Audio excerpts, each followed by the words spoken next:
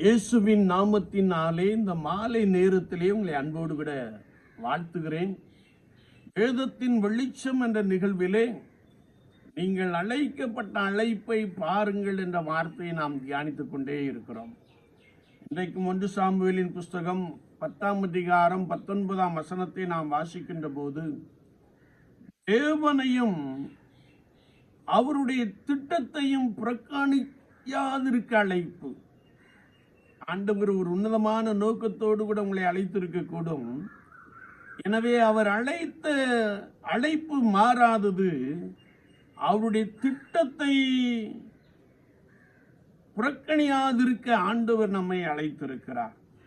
நாம் வேதத்தை வாசிக்கின்ற பொழுது, நியாயாதிபதிகளை கொண்டு ஆண்டவர் தேசத்தை நன்றாய் நடத்தி வந்தார் என்பதை நாம் நன்றாய் அறிந்திருக்கிறோம். ஆனால் இஸ்ரவேல் ஜனங்கள்,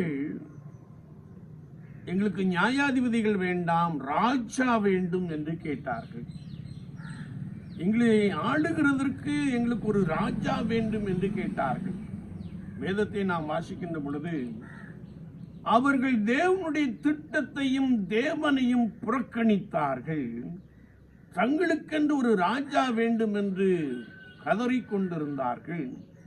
சாமுவேல் தீர்க்கதரிசி சவுலாய் ராஜாவாக அபிஷேகம் பண்ணினான் என்பதை நாம் மிக தெளிவாக அறிந்து கொள்ள முடியும்.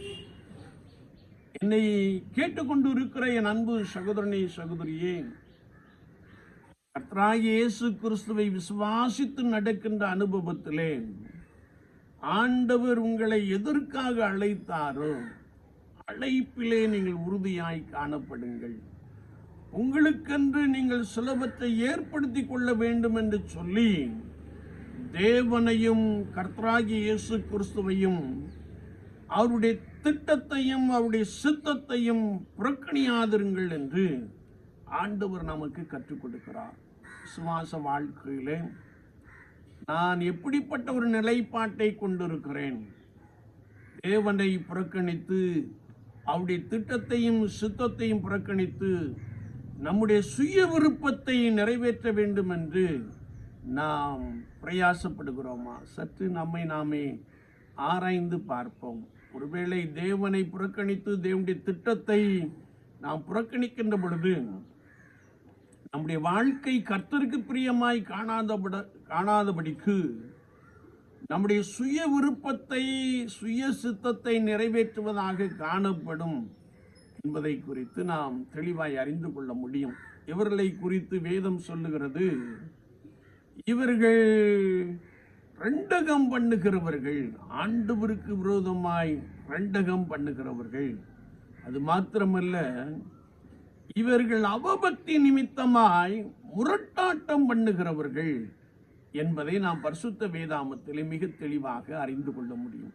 விசுவாச வாழ்க்கையிலே தேவனுக்கு துரோகம் பண்ணி கொண்டிருக்கிறேனோ, அல்லது நாம் முரட்டாட்டம் பண்ணி அவபக்திக்குள்ளே கடந்து சென்று கொண்டு இருக்கிறேனோ, சற்று நம்மை நாமே நிதானித்து ஆராய்ந்து பார்ப்போம்.